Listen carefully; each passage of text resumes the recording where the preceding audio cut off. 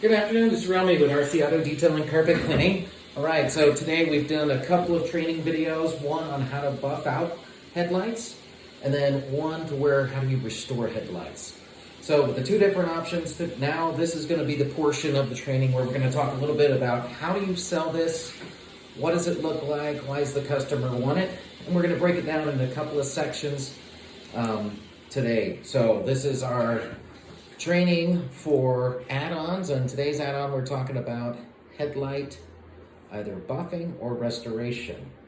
So right now we are going to be talking about the three purposes. It's the what, why, how, and where, so the four. And starting off with what are we doing, we're talking about how to sell headlight restoration. Let me move this book in front of you so I'm not turning away as much. Or headlight buffing, and then there's actually three options we do. Normally we'll offer every one of our customers, do you want to get your headlights restored if they need it? Do they need to be buffed out? Or do we need to look at replacing them, which we'll order replacement parts and then do the install for them. Outside of that, that's a good add-on when you see that they're trying to sell a vehicle, just purchased a vehicle, and the headlight's kind of yellow. The why is because you can lose up to 80% or more of the light that you see out of your headlight. So it's not going to shine as far, you're not going to see as much. That's that deer in the headlight. Well, there's no headlight for that deer to be stopped in. But another part of that is I always call it a safety thing. So when our clients come in and they need a headlight restoration, I will go through and let them know this is a safety issue. You're not going to see as far, but even worse, people don't see you. And that's when it's in the rain, it's foggy. We're here in Colorado, and it's coming up on winter time. It's the end of October, so we're going to be seeing earlier days. So in the evenings, it's going to get darker earlier and earlier. So we're going to be looking at like 4 o'clock, where it's getting dark outside, and you need those headlights to see and for people to see you. So I push the safety factor huge. I'd rather do that than maybe it's a car cleaning. So we offer these three different options depending on the size of the headlight, not necessarily the size of the car. We offer it in 3 runs, so a small, medium, and large. To go with that, you want to make sure you look at it. It's not only going to be the headlight restoration itself. We're going to talk a little bit about tail lights. I've got a video out on that as well. You can take a look at, because the same process will work on tail lights as they do headlights. Taillights do not get as faded as quickly, but they still get faded. We just did a set yesterday on a vehicle and put that up on our YouTube page, RC Auto Detail and Carpet Cleaning YouTube. You can find us on there, and I'll click a link to the bottom of this video when we're done. All right, so 3 things. We're talking about headlight, either restoring them or buffing them. That's what we do in shop. We can also replace them. Normally, one of the first 2 will take care of it, and pricing can be hugely different. There are headlights, and I know some vehicles, I think it's the Toyota Tacoma, they're like 30 or 50 bucks for per headlight to have them replaced, and they come with a headlamp inside of them as well. So it's all one assembly. Some of them I've seen, like the Volkswagen Bug, it's like $500 per headlamp assembly because it goes all the way into the vehicle. You're taking the whole front of the grill off. So offering those, make sure you know what you're getting into. That's how I screwed this up the first time when I was doing a Volkswagen Bug. I didn't do my due diligence. I didn't do my homework. So I didn't look and see, oh my gosh, what all is involved in here. You can take a look at some of the billing sheets on what comes on those, how many hours they pay to have those changed, and that's where you look at feasibility. Unless they really need those replaced, you're looking at probably a restoration at that point. All right, so make sure you educate yourself on what you're offering if you're going to replace a headlight before you do it, and what all is going to be involved. Most of them that we've gone through, and we've done thousands and thousands of these either restorations or buffings over the 16 years I've been doing this. So we'll take a look. So that's why we're making this video. I'm going to give you some of the points, answer some of the questions that customers have, or they'll come up to you, and some of the whys, and then that way you've got the information behind you to give them a good informed decision, let them know that you are the expert, and you know how to make this right for them. All right, and then, so the how is going to be a buffer restore. Like I said, we did some videos on that, so you can actually see how that process works. And it'll be on both of them. And there's multiple videos I have on there. Some are going to be far more in depth. So there's going to be a couple ones. We're going to try to do a video that's just a quick overview. You've done this before. This is a reminder, quick refresher. The other videos we'll put out will be the more intense, so like your newbie training that you're going to be doing. So when you bring on a new person or just someone who hasn't done a headlight restoration or a headlight buffing before, we will take you through that process. With that, I'm going to show you the tools that you need or that we use. You don't need them necessarily in the buffing. You can buff it by hand if you really wanted to. It takes a little bit longer, a little bit more elbow grease. You go over it a few more times, but can be done by hand. We choose to use a high-speed buffer because you get a little bit of that heat, and then we can just whip them in and out. You'll see that on the video on how quick it goes when you have a high-speed buffer.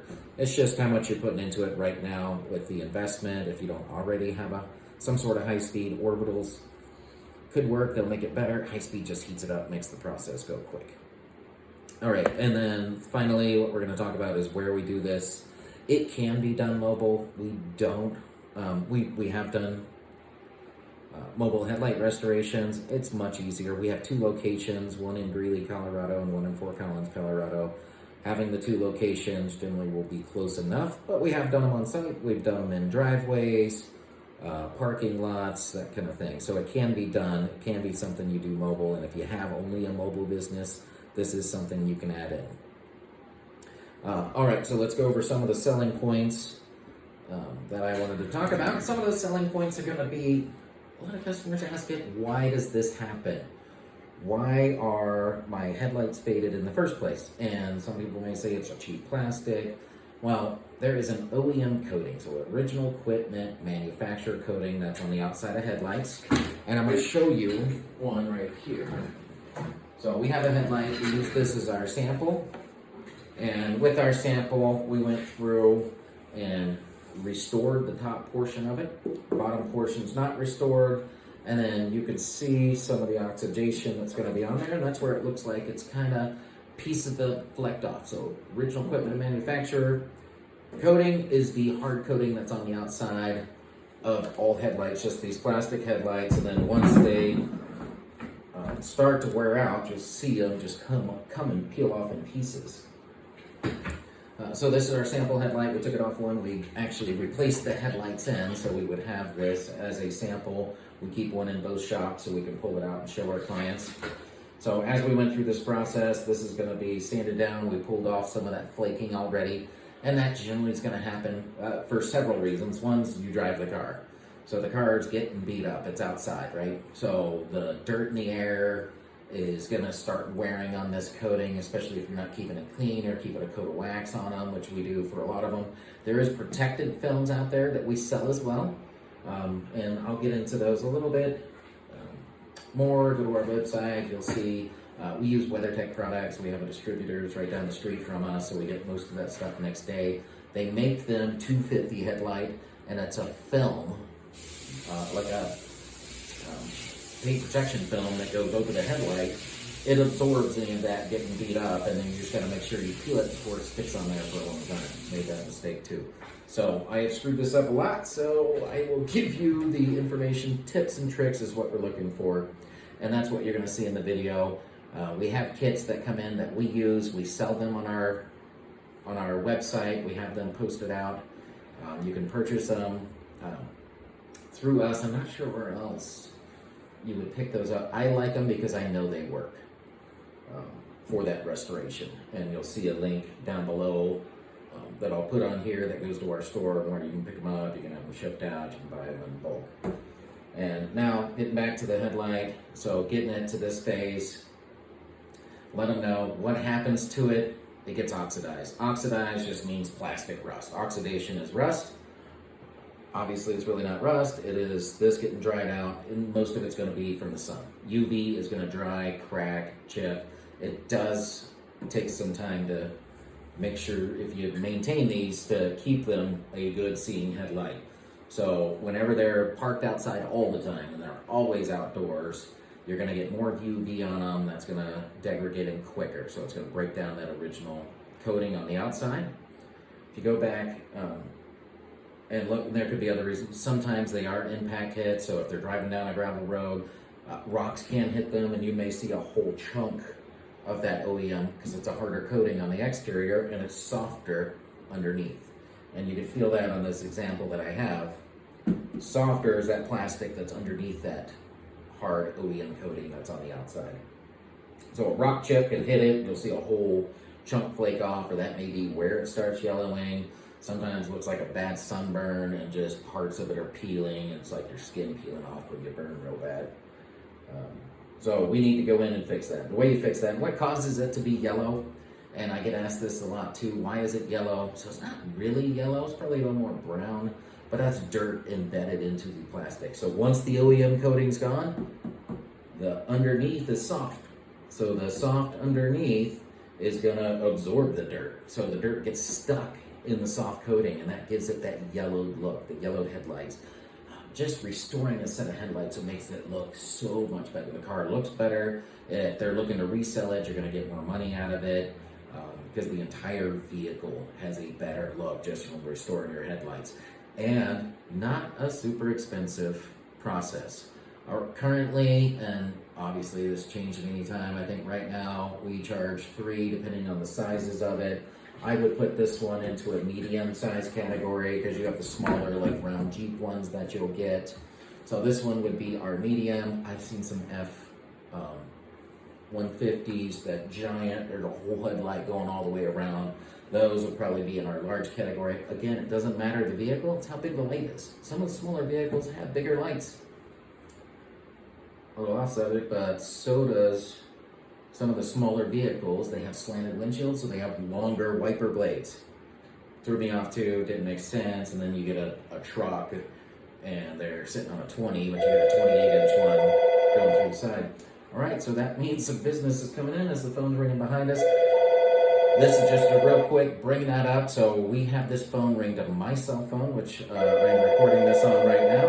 This shop phone, which is in our Fort Collins location, we have it ringing our Greeley location and to our flooring manager's cell phone. So the idea is that we're going to make sure that this is answered by someone at some point.